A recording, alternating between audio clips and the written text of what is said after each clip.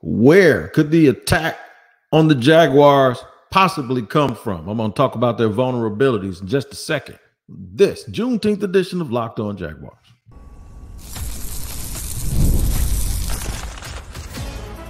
You are Locked On Jaguars, your daily Jacksonville Jaguars podcast.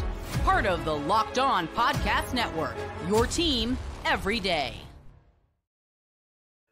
It is exactly right. It is your team every day. It is Locked On Jaguars, and we thank you for making us your first listen. Happy Juneteenth from me. I am Tony Wickens, the host of the Locked On Jaguars podcast that you can find on YouTube at our Locked On Jaguars page. Make sure when you go there, please hit that subscribe button, the like button, and then make sure you hit that bell so that you receive notifications each and every time we drop an episode. And wherever you happen to listen to your podcast, on whatever audio platform, make sure that when you go to that location, check in every single day so you don't miss an episode. Today's episode is brought to you by Game Time. Download the Game Time app, create an account, and use code LOCKEDONNFL for $20 off your first purchase. Terms do apply. Shout out to the everydayers for joining us here every single day. And you can be an everyday. All you got to do is join us every single day. All right, I did mention that it is Juneteenth. Happy Juneteenth. I really learned more about Juneteenth when I was in the military, when I was 20 years old. So that was 35 years ago. And I hope you all have a very, very blessed day. How about that? All right, here's what we're going to do. We're going to eventually land this thing on this runway and talking about the Jaguars' strengths hiding their flaws. I don't think their flaws are very, very big. But every team does have its vulnerabilities, and hopefully their strengths can counteract them to the point where it doesn't matter as much.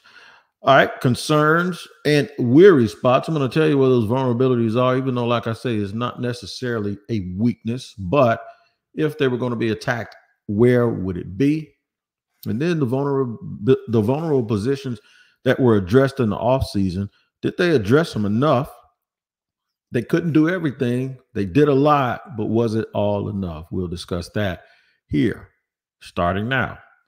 All right, so going into the offseason, the Jaguars' vulnerable positions were, according to fans, I was surprised they talked so much about edge rushers, even though they had one guy who's top 3 or 4 in the league in sacks and another with 10.5, who really, really seemed to be coming on the Jaguars fans while being right about the fact that you can never have enough edge.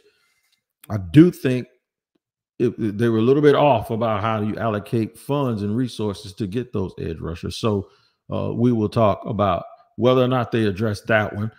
Defensive back, we knew that coming into the draft, the Jaguars only had one person that was going to be under contract in 2020 after 2024. They addressed it, but was it enough? That edge rusher along with defensive back were two of the things that people spoke about. Nobody spoke about wide receivers more than the Jaguars, especially when we didn't know if they were going to keep Calvin Ridley, and we thought the Jaguars needed more help at wide receiver. They did address that position as well. And then, of course, the offensive line. Now, for me, this was position number one that needed to be addressed because I wanted Trevor Lawrence to be upright. I wanted him to be protected. I think that you should spare no expense when keeping your now $275 million quarterback, and they hadn't paid him that money as of the offseason when they started at free agency they have now, but they knew they were going to. I just think you have to protect him at all costs. Security is of the utmost, that the golden quarterback and the person that is most responsible for what will happen to this franchise moving forward has to be able to stand upright. To stay healthy, but two, to know that all he has to do is just play football and he doesn't have to worry about getting decapitated or getting hit from the blind side and fumbling the ball and having people twist his legs. And, you know, when your mind has to worry about that kind of stuff, it affects the way you play a little bit and makes him a little bit jumpy sometimes early in games with overthrows. And also sometimes he does, he runs a little bit too much and tries to do and put too much on himself. And I think that's where those turnovers happen that so many people keep talking about. So I'm going to just start right there. They did address the offensive line. Getting Mitch Morse was really him being released in Buffalo was really, really, really fortunate for the Jaguars, because of all the guys that I thought, whether it be Richie James or Cushenberry out of Denver, all of the names that you heard, I actually think Mitch Morse is better than a lot of those dudes. Now, he's not as young. He's 32. 32 isn't old for a center.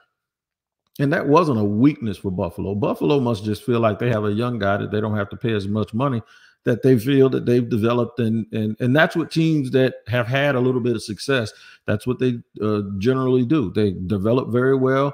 Guys aren't rushed. And maybe there's somebody on their roster. I'll have to check in with my folks up there to find out, Joe Marino, and find out, do they have somebody that they already know can fill in for Morse? Because then what happens is you start thinking like, okay, why is he a free agent if he's that good? But maybe, when a team needs to cut salary and they've done a good job developing linemen, that's probably why he was available. So I do think they did a good job with that. I would have got another guard, but they played this pretty good in hindsight when you consider the cost of guys like Robert Hunt, and the costs were astronomical, out of control costs. I mean, they were paying guards in free agency the way that they normally pay left tackles. So this was probably played correctly by the Jaguars, even though I do think that they probably needed a bit of an upgrade. I thought that they would touch this too within the first 3 rounds of the draft, not maybe in round 1, but round 2 or 3. But they can't do everything, y'all. They just can't do everything. But I did believe that this was something. There were a lot of really good players. Now, they did get Javon Foster, who's going to be a tackle, probably fighting Walker Little for swing tackle reps, and maybe the 4th developmental guy. I just don't think he can play inside. So maybe depending on Cooper Hodges a little bit more than we do. And I like the way he moves around. I'm not going to lie to you, but we have to wait and see the pads when the pads come on, and what they believe that they can get out of Ezra Cleveland for a long period of time. But I do think they addressed it. I don't know if they necessarily addressed it enough. So is it enough for that to be an area of concern? I'll tell you in segment 2. But they definitely addressed defensive back. We talked about that. I'm leaning on the side of them actually improving that area a little bit, because I think the guys that they got rid of just weren't as good of a fit as the dudes that they brought in, and the familiarity in terms of also what the scheme is going to be. I'm not as concerned about that unit, but I realize that other people are. So that is one thing that I do believe. And some people are saying, hey, man, you got to go out here and get Greg Newsome, and you got to go out here and make a trade for Marshawn Lattimore. I mean, the more the merrier. That's fine. But I do believe that they've actually upgraded by drafting Jarrian Jones and getting Ronald Darby and adding Darnell Savage. I think the unit, and then you add those to the 3 guys that I think are the core incumbents in Tyson Campbell, Andre Cisco, and Antonio Johnson. I think that's 6 really, really good DBs with different skill sets. And they really like Chris Braswell, and they like Monteric Brown. They like those guys as developmental players. We just talked about Buffalo maybe already having a center on the team, and that's why they were able to let Mitch Morse go when he was 32 years old. I think this unit is fine, and they don't need to add anything. And I know a lot of people don't agree with that, but that's just my opinion. Wide receiver, yep, upgrade. I like Gabe Davis. I like his middle of the field. I like the fact that he's I call him an interior hash monster. And that's where the Jaguars have missed a lot, those seams. And I think he's a seam killer, man. I love Brian Thomas Jr. I liked him in the draft. I had him as my wide receiver 3, tied with the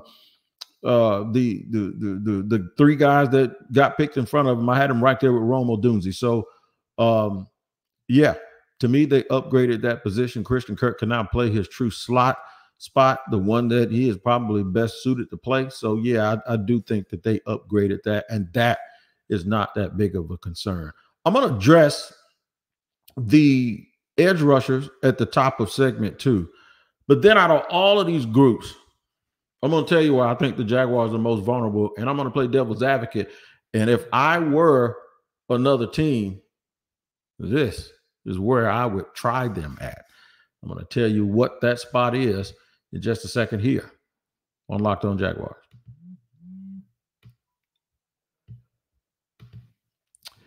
I got to first let you know about the Game Time app, man. The Game Time app is absolutely the truth. I was at breakfast this morning, and someone was sitting there saying that they didn't know if they could get tickets. They were using one of the other ticket places where they always go get tickets, and they were having a hard time. I said, man, if you got room on your phone, go to your app store and download the Game Time app. And I gave him our promo code, and right away he saved $20 on his first purchase, and he got tickets to something that was extremely, extremely hard to get. You can do the same thing, man, because Game Time, they specialize in late minute deals, and you can save up to 60% off buying last minute for sports, concerts, comedy, theater, etc. I'll be going to see the Cash Money reunion in New Orleans on July 5th because of Game Time. Download the Game Time app, create an account, and use the code LOCKEDONNFL for $20 off your first purchase. Terms apply. Again, create an account and redeem code LOCKEDONNFL, LOCKEDONNFL for $20 off your first purchase. Download Game Time today. Last minute tickets, lowest price guaranteed.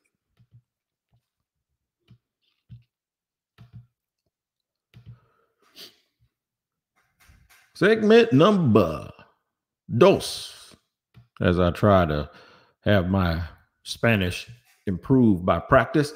Segment number 2 here on Locked On Jaguars with your team every day. Thank you for making us your first listen. Talking about concerns and things that the Jaguars addressed that were concerns, that they pretty much touched on everything that fans had as a concern, with the exception of edge rusher. And I know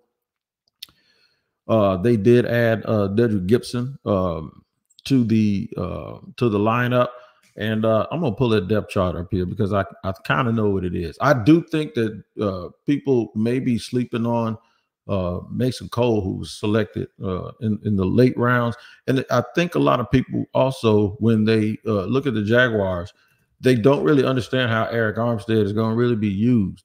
Arik Armstead, I believe, is going to play a lot of the big end position, right? And that doesn't mean that Trayvon is going to be inside full time, but I think when they line that team up, they're going to take advantage of every single possibility and get their best 4 guys on the field.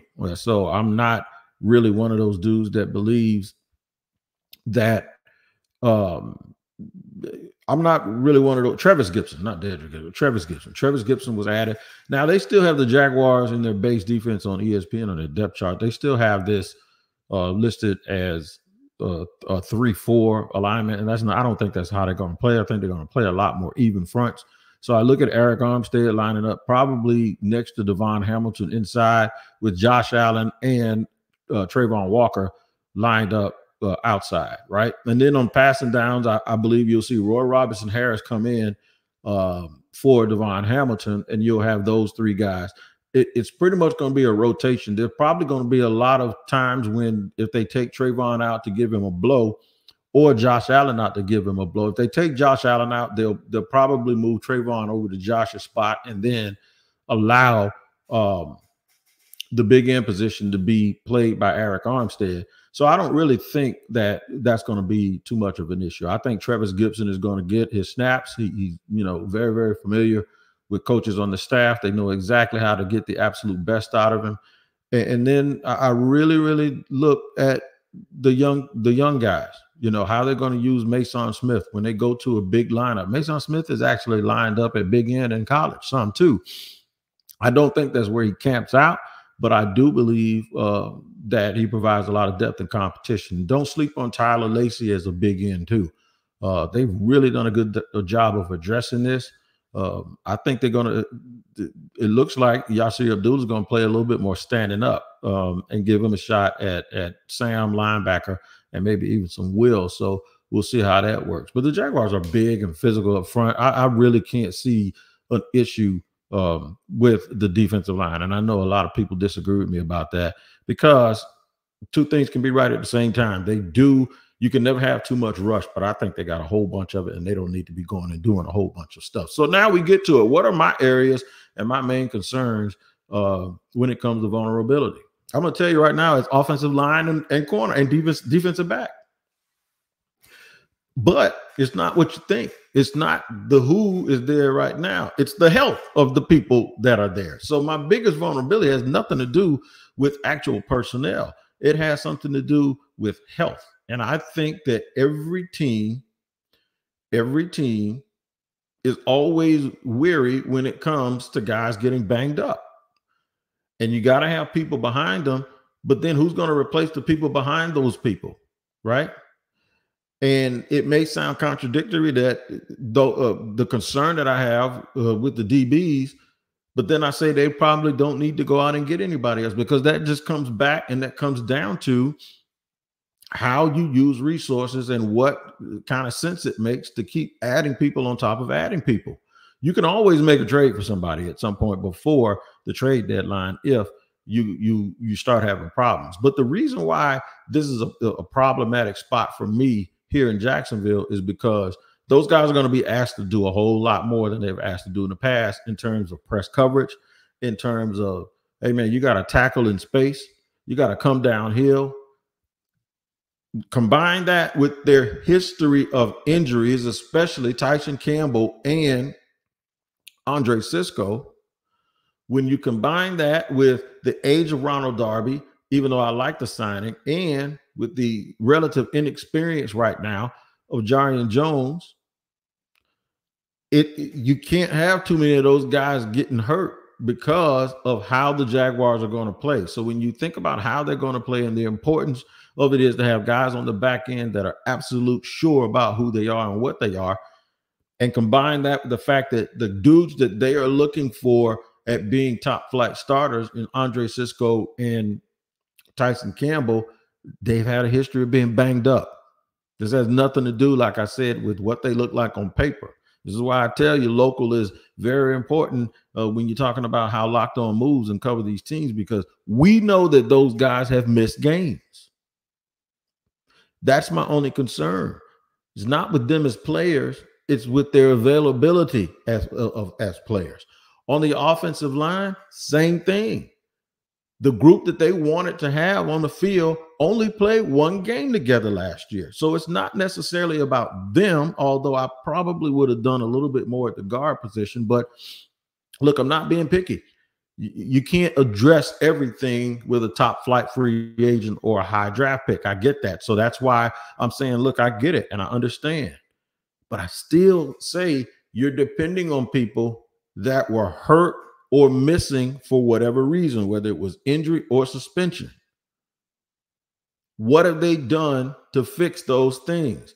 In the strength and conditioning part, in the diet part, in the part where Doug Peterson asked last year, what are you doing when you're not at the facility? What are you eating? How are you working out? How are you practicing? Those are the things that concern me more than anything. So the weary spots I'm concerned with are the ones where the Jaguars have had guys that are super important in their rotation be injured, and if that's going to continue or whether or not they're going to be able to find a way to stay healthy this year. Kind of caught y'all with a little curveball on that one, didn't you? I didn't really have a concern from a personnel standpoint as much as I have a concern about the parts of the team where guys appear to not be able to stay healthy. And because they can't stay healthy, they play critical positions. Remember, goal number one is to protect Trevor Lawrence at all costs. You can't do that with guys that aren't there. They're on the training table all the time. Goal number two is on defense to be really, really aggressive and lock people down so the edge rush can go do their work and do their job. You can't do that if guys aren't healthy. Those are my biggest concerns. But if you're watching Fox Sports or ESPN all day on TV, then you got to turn down that volume when they start yelling and screaming, which is very often. Make the switch to Locked On Sports Today, a free 24/7 sports streaming channel program for you every day to bring you the biggest stories without all the screaming. Locked On Sports Today brings you can't miss analysis, opinions, and news streaming 24/7 on YouTube or the free Amazon Fire TV channels app, part of the Locked On Podcast Network, your team every day. All right, man, I'm going to sum all of this up.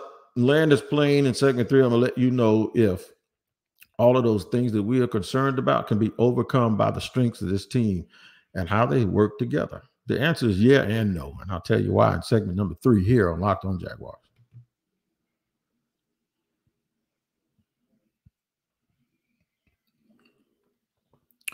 All right, about to buckle your seatbelt. It's time to land, get in your seat, put your tray table up, all of that stuff. We are descending to the runway, and I know I didn't shoot nothing. I dropped my phone on the floor. The Jaguars every team has weak spots, right? Some of them are harder to find than others. I don't think the Jaguars necessarily have weak spots as much as they have concerns, and those vulnerabilities and concerns are due to guys being hurt in the past at those positions. And then the Jaguars are still committed to those guys because they're good players that they didn't give up on, but they're trying to make sure that they're going to be available, right? Their strengths are the fact that I believe their strength is their defensive line. The biggest strength on the team is their defensive line. I like the room at wide receiver, even down to guys like Josh Cephas. And then my man Parker Washington had a big offseason. He's changed his body a little bit, and he looks athletic and explosive. I just think they have it's going to be very, very hard to cut guys out of that room. I think that room has really absolutely improved with the additions of Devin Duvernay and all of that. I really believe their talent on offense, you can take their quarterback, the wide receiver, tight end, and wide receiver groupings as a skill position, and you can line them up with anybody in the league. And I think they're top 10, and I don't think they're 8 or 9 or 10. So when I look at their guys, I think they should be very happy with those guys. I also think when you look at, I'll say the front seven, because I like some of the things that they've done at linebacker. I like how Ventrell Miller looks. And we're talking about guys that want to make a contribution. I like how Ventrell Miller looks. I like how I always like Foye Oluokun. He's hard not to like, right? And then how you can envision them using Chad Muma, who is a floater to ball linebacker. So I like that little group. I mean, it's just, and the fact that I think Yasir Abdullah, and I didn't even mention Devin Lloyd, who it looks like his body changed. The guys really at these certain positions, I think they leaned in on their conditioning, and they leaned in to really help themselves be able to make plays in this high octane type defense. I envision Ryan Nielsen calling and running for the Jaguars, with guys flying all over the place, playing with reckless abandon. Might mean less snaps, but the snaps that they do get, it's always going to be on go. They're going to be on go the entire time. And I think it's going to be very appealing, and it's going to look real good to the eye of the Jaguar fans that have been looking for a team to have an identity since Saxonville, especially on that side of the ball.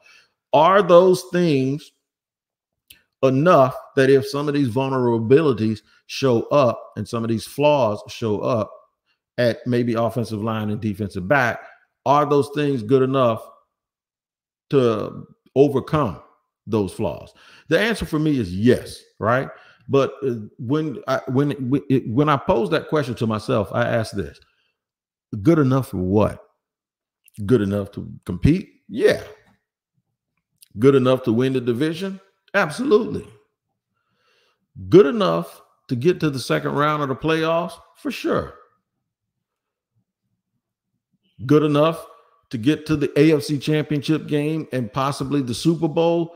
That is something that I cannot answer, because just like good coaches, I can only assess this stuff to a certain degree.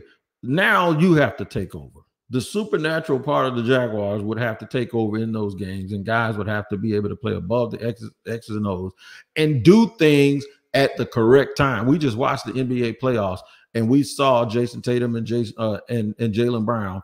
They finally learned how to show up in those big moments, and that is what got them over the top, of course, along with Jrue Holiday and Porzingis and a whole bunch of other people, and Pritchard hitting half-court shots. But you get my point. The leaders have to lead, and they have to learn how to get this team over the hump. That's where I think having guys like Eric Armstead, who's been there, who can do that. I think having Mitch Morse, a veteran, to go along with other veterans on that line, I think they can do that. But it's also going to be about young guys like Anton Harrison taking that next step from promise and potential to all-pro type of football play, and I do think that he can do it. But I am a little bit concerned. The concern I have for the DBs is alleviated by the fact that I think Chris Richard is lights out as a coach, and I think the players that he has on the team really fit his scheme. I'm a little bit more concerned with Phil Rauscher because I'm still trying to really. I like the way he talks the game. I like the respect that he has from other people. I just gotta like it because I see it, as opposed to liking it because of what I hear and what it sounds like and how I want to feel. So when I start looking at Phil Rauscher and thinking like the dudes that I think about, man, I think about Dante Scarnecchia and Hudson Houck, and I go all the way back to Joe Bugle and Jim Hanifin, the offensive line coaches that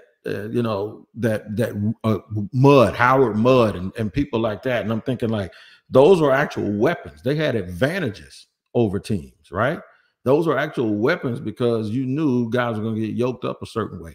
That's what I'm hoping for to eventually feel with Phil Rauscher, and that Phil Rauscher is the type of dude that can develop players, put the unit together, and then elevate that unit. But first, they got to stay healthy, and then it'll be a real good way to judge whether or not he's the coach that I hope he is if they're healthy. So there you go. The concerns do not usurp the flaws or the strengths. They don't.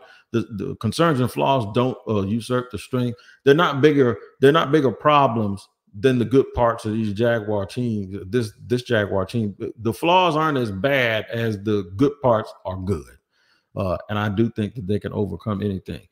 They can't overcome a loss of Trevor Lawrence, even though I like little backup. I like Mac Jones.